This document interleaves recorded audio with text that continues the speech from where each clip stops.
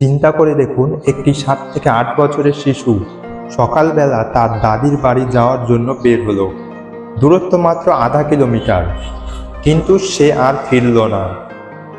কয়েক ঘন্টা পর তাকে পাওয়া গেল বাড়ি থেকে 8 কিলোমিটার দূরে সীতাকুণ্ড ইকো পার্কের এক গহীন জঙ্গলে, রক্তাক্ত অবস্থায়, গলা কাটা। ভাবা যায় কত নৃশংসতা।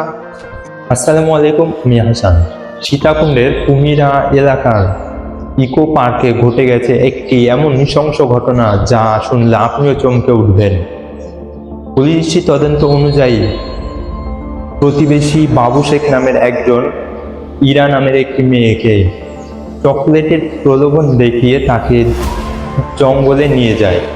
এরপর তাকে ইকো পার্কের গভীরে নিয়ে গিয়ে সেক্সুয়াল অ্যাসল্টের চেষ্টা করে এবং শেষে গলা কেটে তাকে হত্যার চেষ্টা করা হয়।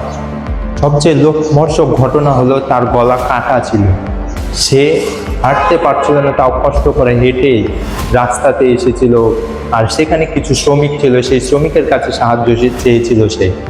সে কিছু বলতে না পারলেও সে অনেক কিছু বলার চেষ্টা করছিল, তবে তার গলাটা শ্বাসনালী কাটার কারণে সে কিছুই বলতে পারেনি। ঠিক তখনই শ্রমিকরা তাকে চট্টগ্রামের হাসপাতালে নেওয়ার ব্যবস্থা করেন, তবে একদিন পরই ঠিক তিনি মারা যান।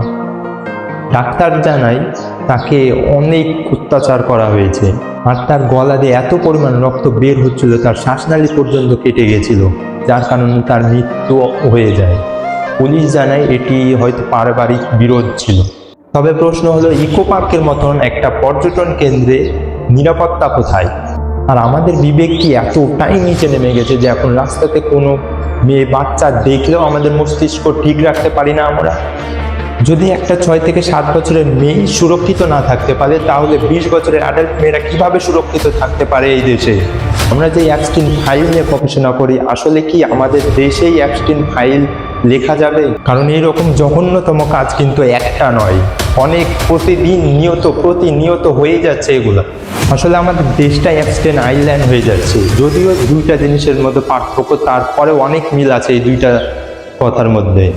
সেই শিশু ইরা, সে তো চলে গেছে, সে কি আর ফিরবে না। 2-3 দিন কি এই সোশ্যাল মিডিয়াতে তার বিচার চেয়ে কি আমাদের দায়িত্ব শেষ হয়ে যায়? না, সরকারের উচিত তাদেরকে প্রোটেকশন দেওয়া এবং তাদের বিরুদ্ধে কঠিনতম পদক্ষেপ নেওয়া যারা এই সব নির্মম কাজ করবে।